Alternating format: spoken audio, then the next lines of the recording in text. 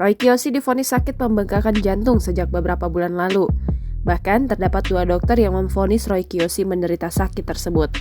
Kendati demikian, Roy Kiyoshi tak ingin berputus asa dan tetap mencari pengobatan tanpa henti, dikutip dari YouTube Intense Investigasi pada Kamis 11 Agustus 2022.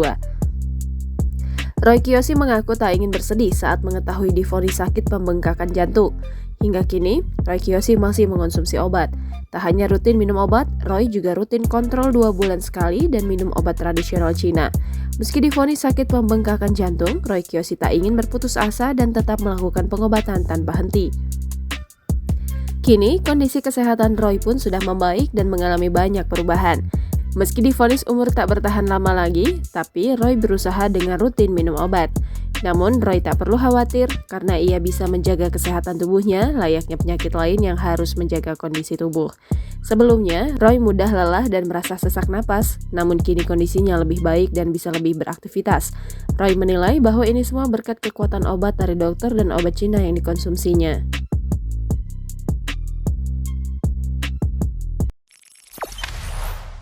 Jangan lupa subscribe, share, komen, dan like ya!